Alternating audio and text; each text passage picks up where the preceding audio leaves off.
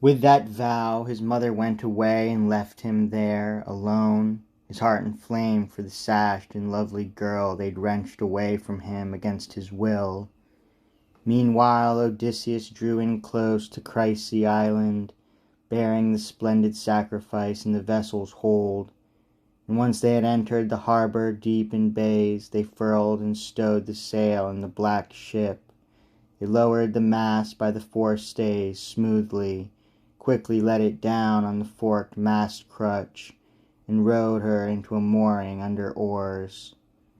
Out went the bowstones, cables fast astern, and the crew themselves swung out in the breaking surf, leading out the sacrifice for the archer god Apollo, and out of the deep-sea ship Chryseis stepped too.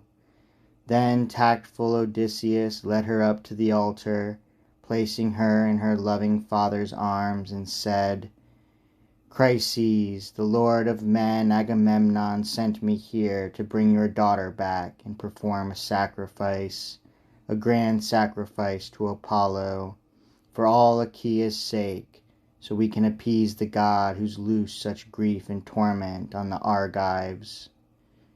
With those words he left her in Chryse's arms, and the priest embraced the child he loved, exultant. At once the men arranged the sacrifice for Apollo, making the cattle ring his well-built altar. Then they rinsed their hands and took up barley.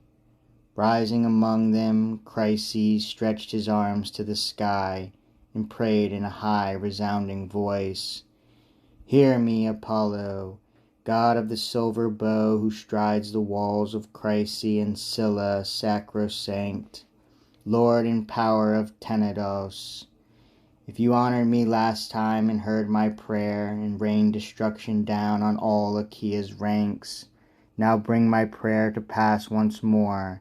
Now at last drive this killing plague from the armies of Achaea." His prayer went up, and Phoebus Apollo heard him. And soon as the men had prayed and flung the barley, first they lifted back the heads of the victims, slit their throats, skinned them and carved away the meat from the thigh bones, and wrapped them in fat, a double fold sliced clean and topped with strips of flesh.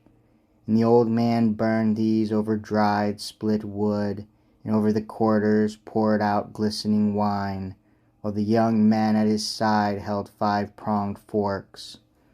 Once they had burned the bones and tasted the organs, they cut the rest into pieces, pierced them with spits, roasted them to a turn, and pulled them off the fire. The work done, the feast laid out, they ate well, and no man's hunger lacked a share of the banquet. When they had put aside desire for food and drink, the young men brimmed the mixing bowls with wine, and tipping first drops for the god in every cup, they poured full rounds for all. And all day long they appeased the god with song, raising a ringing hymn to the distant archer god who drives away the plague, those young Achaean warriors singing out his power. And Apollo listened, his great heart warm with joy. Then when the sun went down and night came on, they made their beds and slept by the stern cables.